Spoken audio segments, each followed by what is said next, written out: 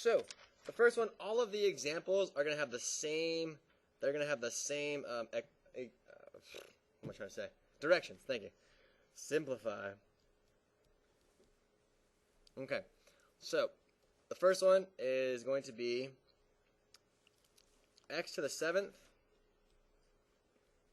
y to the negative 4, all divided by x to the 4th, y, all raised to the 2nd power. Alright, anybody have any good ideas or thoughts that we could do to start this particular problem? Yeah, Daniel. Simplify the denominator. Simplify the denominator. How would we do that? X to the 8th and y to the 2nd. Okay, good. So I'll have x to the 7th times y to the negative 4th. I will raise each power to a power, so I'm going to raise 4 to a power of 2. I need to multiply those, so that's going to give me x to the 8th, and then y to the power of 2. Good. So far, so good. Everybody on board? All right, great. What can we do now? Yes? Simplify the x's. How do we do that? Is it 8 minus 7? 7 minus 8 is the other way around, right? Okay, so this is going to be, how about x to the 7 minus 8? Good. Y, what do we do with those? What do we do with these exponents here? We have two choices, right? We could have either brought this one down, or we can subtract the exponents. What would you like to do? Let's just subtract the exponents. Negative 4 minus 2. Okay, how much is 7 minus 8? Negative 1. So this is x to the negative 1. Y to the negative 6. Are we done? No, why not? Because those we cannot leave those in negative exponent form. So my final answer is take the reciprocal of both of those. 1 over x, y to the 6th. And life is good. What do you think about that? Pretty good? Questions? How come there's a this there? Or what's that doing there? How do you get this? Or anything like that? No? Perfect. All right. Let's go on to number 2. Is this another box? Yeah, second box. We're just flying through it. Here we go. Same directions. Simplify the expression, so I'll give it to you here. X to the negative 2, all divided by 4y to the negative 1, all raised to the negative 2 power. All right. There's a really good idea that we should try and hone in on and start with. Does anybody see it? It's a really good idea. Yes, what would it be?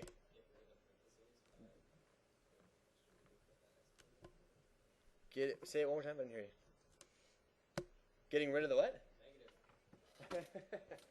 Yeah, you just said the word negative. What does that mean? Kill that negative. Okay, what do you think? Wait, I just have a question. Yeah. So when we're doing the reciprocal for a problem like this where there's two negatives on each side, do we flip it so the 4y to the first is on the top, or do we just move the x to the negative 2nd to the bottom? And just put one up there. You would flip. So if you're talking about this, can we do this? So if we're going to take the reciprocal of this, it would be this. 4y to the negative 1 all over x to the negative 2, and then all squared. Is that what you mean? That would be the reciprocal. Because now we have a positive exponent and we've taken the reciprocal. We've only done one thing. We're starting on the outside and working our way in. Okay? You can do this. I would recommend a different route for this particular problem. Does anyone see it? What would it be? Yeah, watch this. This is cool, right? Yeah, exactly. What is a negative times a negative? Positive. So why don't we just do this? X to the 4th. All over. Now this is going to be 4 to the negative 2. We'll deal with that one. But then I have y to the what's a negative to a negative? Okay, now I've gone from 3 negative exponents down to only 1 negative exponent. That's a pretty good way to start. You could have done the other way, though, just to be sure. Okay? Okay, we only have one more thing to deal with. What would it be? Yeah, let's bring this up to the top, and that will be our answer. So our answer is going to be 4 squared is 16, x to the 4th, all divided by y squared. And we're done. What do you think about that one? Not too bad. Yeah? So I think what my question was is Box, oh, I'm trying to page here. Box number 3, here we go. It's going to be 3x to the negative 2, y, z squared, all divided by x to the fourth, y to the negative 3, z to the third.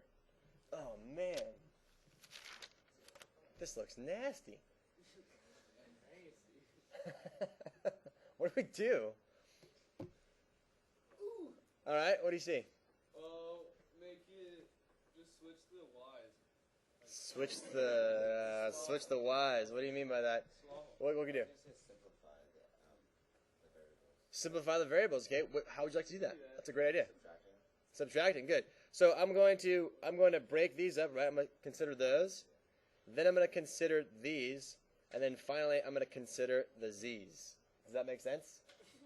Okay, so we're going to have 3x to the negative 2 minus 4 times y to the 1 minus negative 3 times z to the 2 minus 3. Is everyone on board with what I just did? Yes? Okay. Great. Well, let's just work with what we have. Negative 2 minus 4, that would be 3x to the minus 6. 1 minus negative 3, how much is that? 1 minus a negative 3. 4, very good, awesome. And then how about 2 minus 3? Negative 1. So, are we done with the problem? No, we have to do what? We have to do the reciprocal only to this variable and this variable. Right? Because those are the only ones that have a negative in them, right? So, therefore, our final answer looks like this. 3y to the fourth on the numerator, x to the sixth, z in the denominator, and we are done. What do you think about that? Okay? Easy, medium, or hard? Ooh, easy. Wow. Okay, we've done the first 3 boxes. The next 2 boxes are you tries. So you need to try this on your own. If you want to partner up with somebody, go ahead right now and partner up with somebody. But I would like for you to try this one. I'll write it down for you. It is. Oh, man, this is a doozy. Y over x, all squared, all divided by x squared y. Now I'm gonna tell you something. The first 2 periods made boo-boos. So the trick to getting this correct is realizing that you have y squared over x squared divided by x squared y over 1. And a lot of people, do you know what they did? A lot of people just crossed out the x squareds, and you are not allowed to do that. That's the boo-boo.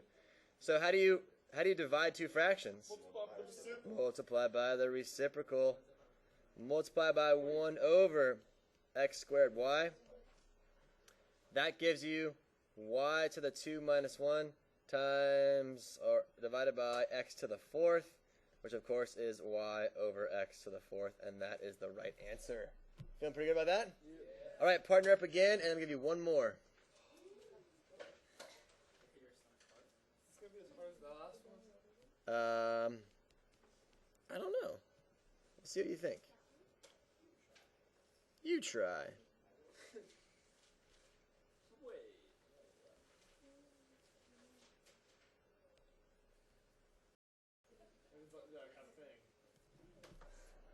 All right, here we go. So, the first thing we're going to do, we're going to distribute our negative exponent into all of our variables. So I'm going to get this, x to the negative 2, y to the positive 2, all divided by x, y to the third. Is everyone okay with that first step? Yes, very good. Okay, now, I'm noticing this is the only variable with a negative exponent, so I'm going to bring it down. I could have also subtracted them. Either way, it works out just fine. So you're going to get y to the y squared all over x squared times x times y to the third, which gives me y to the 2 minus 3 all over x to the third, which is y to the negative 1 over x to the third, but of course I cannot leave it like that. So that gives me 1 over x to the third y. Did anybody do it differently? Slightly differently? Olivia, how'd you do it? So here we go. Last one. Here we go.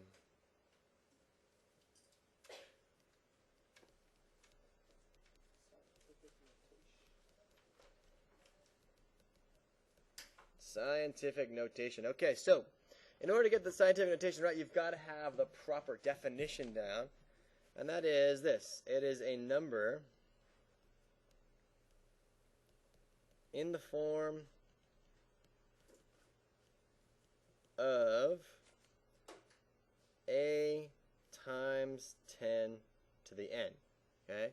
Where this a part, 1 has to be less than or equal to a less than 10. So that a part in the front has to be a number between 1 and 10, but it cannot be 10 itself. Okay? And the n part up here is an integer. All right? And that is the symbol for integer. Yeah, it's a funny looking Z. Okay? Okay, so let me give you some examples with this. And I have 3 of them. A, B, and C. Turn it over on the back. Let's use a different piece of paper. A, B, and C. Alright, I'm going to give you a number, and that number is this. I would like somebody to read this number to me. If you had this much money in the bank, how much would that be? Yes? $9,582. So my question to you is, where is the decimal? Because I don't see it on here. Where is the decimal? Yes. After the 2, yeah. Even though it's not there, that's where we know to put it, okay? So the question is, why is this not in scientific notation? Yes? 9,582 is greater than 10. It's greater than 10. So I need to make this number by moving the decimal smaller to get it in between 1 and 10. So that's exactly what I'm going to do. So if I move this to the left, now what does that number become? $958.20. I better keep going. $95.82. I'm almost there. Now I'm down to 9.582. That is a number that's between 1 and 10. But then I also have to put times 10, and I have to raise my 10 to an integer. And there's a correlation between what integer I put there and the number of times I moved, and what is that correlation? Yes? 3. It would be 3. Very good. And that is a number in scientific notation. All right, let's go the other way then. What if I gave you this number? 0.9582. Okay. That number is too what? Small. It's too small. I have to make that number bigger by moving my decimal point to the right. So again, I end up with 9.582, but I multiply by 10 to the what power? To the -1. Yes, why is that negative? What's that? Because I would have to move the decimal to the left to get back to the original number. Yes. Okay, last one. I'm going to throw a wrench at you. Not really at you. Here we go. Ready? All right. Please write that number in scientific notation.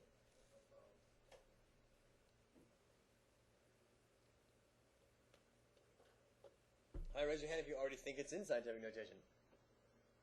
Oh, raise your hand if you think it's not in scientific notation. Raise your hand if you're not sure what to do. All right, good. Thank you for your honesty. What's wrong with this? Not scientific notation. It's not, right? But what about the first number? I mean, it looks pretty close. Is this number between 1 and 10? Yeah. So that's not the issue, is it? What's the issue? The 10 to the end. It's the times 10, but what do I raise it to? 0. Yes, 0. Very good. That's the very first rule of exponents we learned yesterday. Notice it shows up in scientific notation. Now, why is this true? Because this is the number 1, right? So that's a trick question for you, okay? So you can write times 10 to the 0 and still put a number in scientific notation. All right.